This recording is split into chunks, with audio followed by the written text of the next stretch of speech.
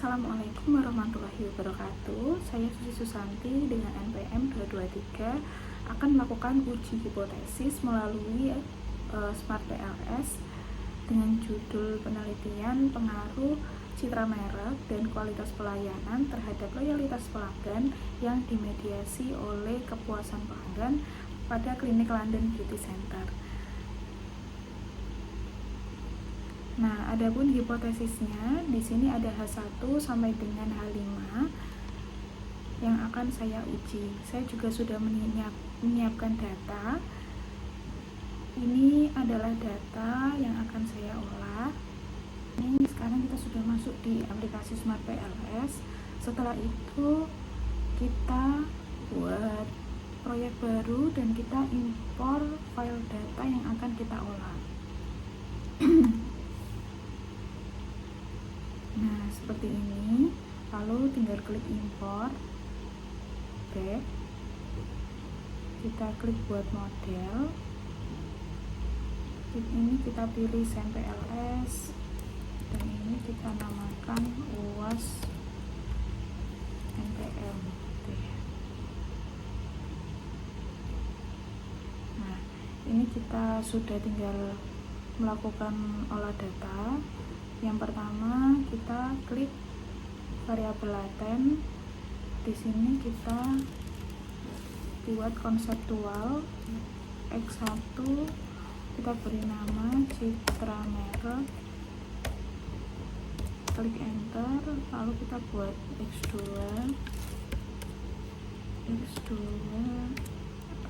kualitas pelayanan, lalu Z-nya, variabel mediasinya kepuasan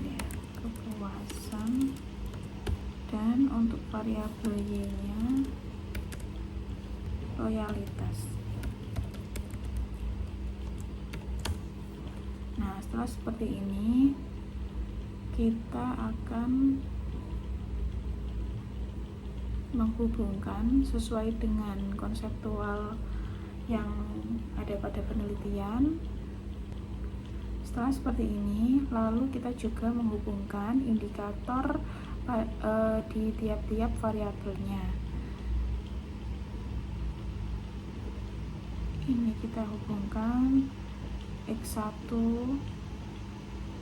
X1.1, X1.2 sampai dengan X1.4. Juga X2-nya.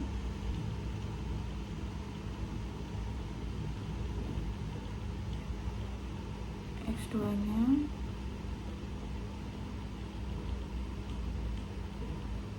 Nah, setelah itu variabel kepuasan kita hubungkan indikatornya juga.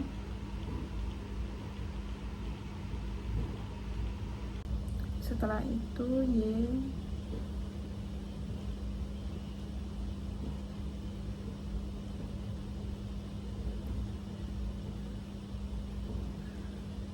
Setelah seperti ini, kita boleh cross check kembali apakah indikator yang kita masukkan ini sudah terinput semua.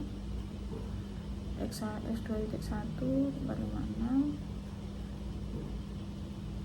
Nah, kalau klik menghitung, kita pilih algoritma PLSM.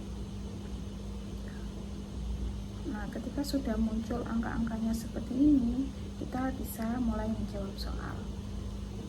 Untuk soal yang pertama, jelaskan validitas konvergen melalui outer loading dan tunjukkan indikator yang valid atau tidak valid. Jadi, validitas konvergen itu dievaluasi melalui nilai loading atau loading faktor pada masing-masing indikator terhadap konstruk latennya. Di sini ada 4 variabel laten, yaitu X1, X2, Z, dan juga Y sebagai variabel independen. Kita lihat pada kolom outer loading. Kolom outer loading ini outer loading. Jadi nilai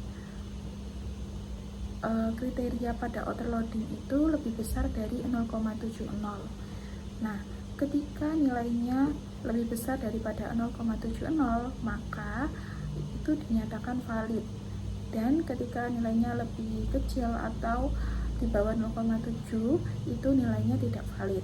Di sini pada X1, X2,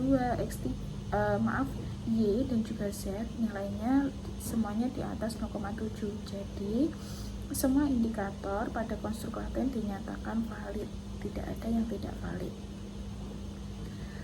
Selanjutnya pada nomor 2, jelaskan validitas diskriminan menggunakan nilai AV. Jadi nilai diskriminan itu validitas diskriminan itu dievaluasi menggunakan nilai AV atau average variance extract dan juga cross loading.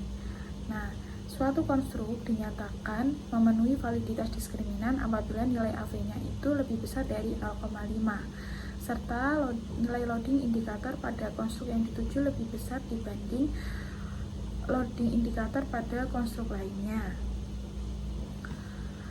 Hasil pengujian menunjukkan kalau nilai AV ini kita lihat pada validitas diskriminan.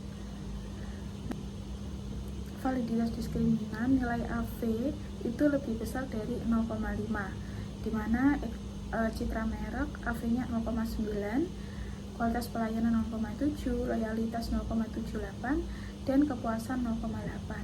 Maka seluruh nilai AV berada di atas minimum, menunjukkan masing-masing konstruk mampu menjelaskan lebih dari setengah varian indikator-indikatornya.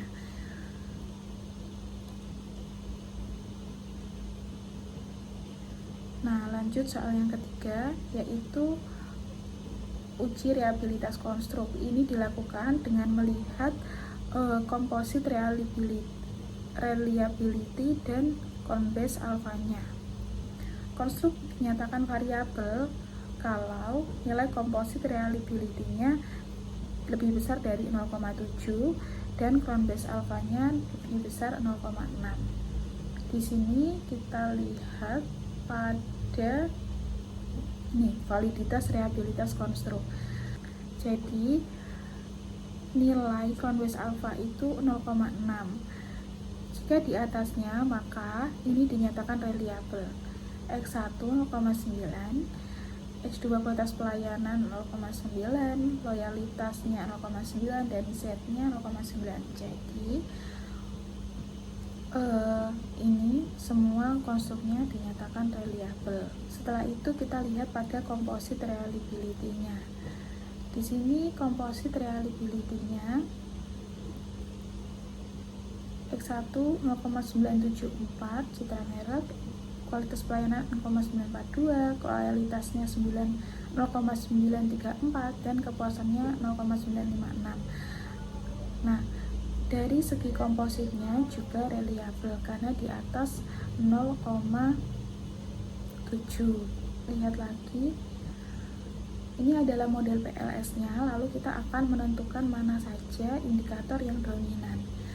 Mulai dari X1 variabel citra merek. Di sini ada 4 indikator, yang mana indikator yang paling dominan yaitu indikator X1.2 sebesar 0,974. Dan untuk variabel kualitas pelayanan, indikatornya ada X2.1 sampai X2.6. Indikator yang paling dominan yaitu 0,920 ada pada X2.2. Lalu pada variabel mediasi, di sini indikator yang paling dominan yaitu ini Z1.1 sebesar 0,930. Lalu pada variabel Y, loyalitas pelanggan, di sini variabel yang paling dominan yaitu Y1.1 sebesar 0,923.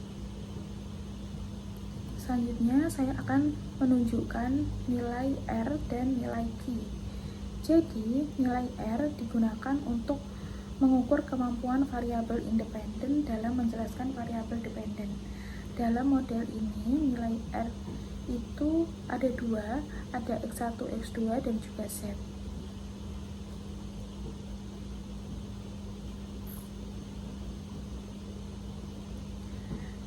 jadi untuk R1.1 variabel endogen pertama itu kita nyatakan sebagai Z.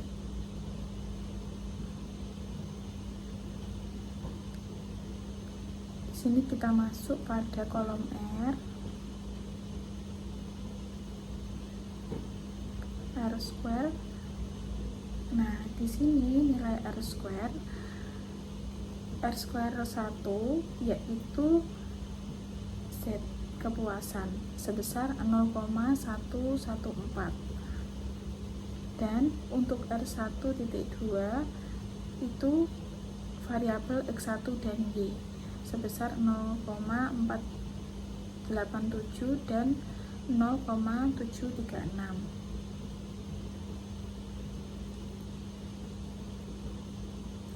Nah, untuk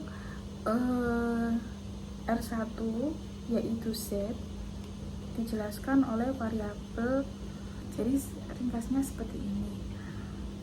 R1 itu kan Z, yaitu kepuasan pelanggan.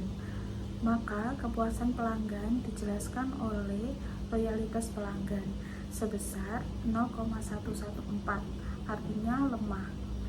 Dan untuk R1.2 nya X1 dan X2, X1 yaitu citra merek dijelaskan oleh loyalitas pelanggan dan kepuasan pelanggan, nilainya 0,487, itu sedang.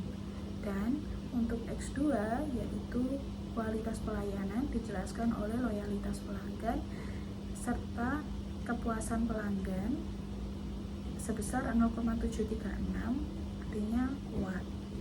Sedangkan nilai Q-nya yaitu 0,88, yang mana lebih besar dari 0. Artinya model memiliki relevansi prediktif yang sangat baik meskipun LZ-nya rendah. Secara keseluruhan model tetap mampu memprediksi variabel endogen.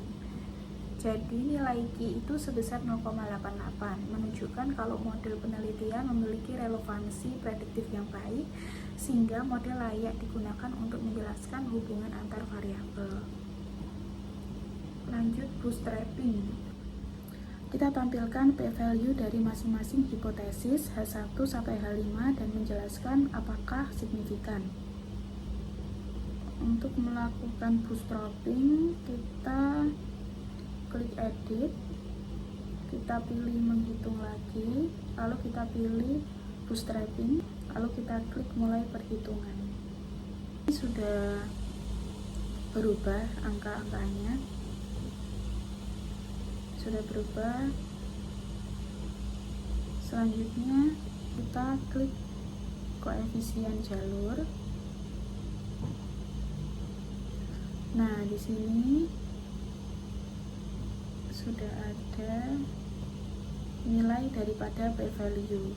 Jadi kalau hijau itu menandakan hipotesis diterima, sedangkan kalau merah itu hipotesisnya ditolak. Nah, di sini saya akan menjelaskan nilai dari p-value-nya. Jadi p-value yang warna hijau artinya diterima dan p-value yang merah itu artinya ditolak. Maka interpretasinya yaitu loyalitas tidak berpengaruh signifikan terhadap citra merek. Dengan demikian H1 ditolak. Lalu pada H2 loyalitas berpengaruh signifikan terhadap kualitas pelayanan, maka H2 diterima. Yang ketiga, loyalitas berpengaruh signifikan terhadap kepuasan, artinya H3 diterima. Yang keempat, kepuasan pelanggan berpengaruh terhadap citra merek, H4 diterima. Dan yang terakhir, kepuasan pelanggan berpengaruh terhadap kualitas pelayanan, H5 diterima. Selanjutnya saya akan menunjukkan nilai beta, yaitu origin sample. Pada di sini nilainya yaitu negatif, artinya loyalitas memiliki pengaruh negatif terhadap citra merek. Artinya, peningkatan loyalitas itu tidak secara langsung meningkatkan citra merek. Pengaruh ini tidak signifikan sehingga hubungannya tidak didukung secara empiris. Lalu pada H2, nilai beta koefisiennya sebesar 0,189 menunjukkan kalau loyalitas berpengaruh positif terhadap kualitas pelayanan. Artinya, semakin tinggi loyalitas pelanggan, maka persepsi terhadap kualitas pelayanan cenderung meningkat atau tinggi pula, meskipun pengaruh relatifnya kecil.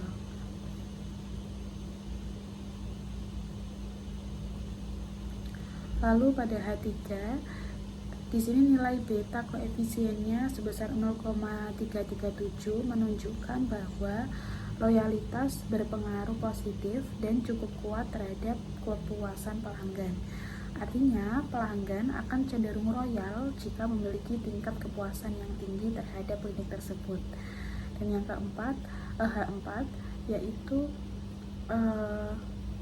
nilai betanya sebesar 0,718 menunjukkan bahwa kepuasan pelanggan memiliki pengaruh positif yang sangat kuat terhadap citra merek. Artinya, semakin tinggi tingkat kepuasan pelanggan, maka citra merek dari klinik London akan meningkat atau akan baik secara signifikan.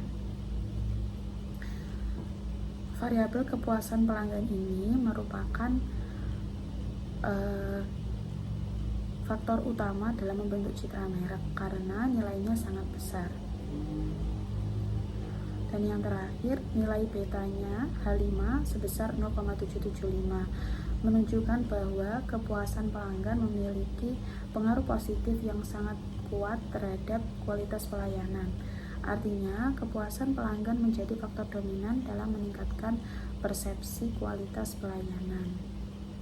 Sekian presentasi uji hipotesis SMART PLS dari saya. Wassalamualaikum warahmatullahi wabarakatuh.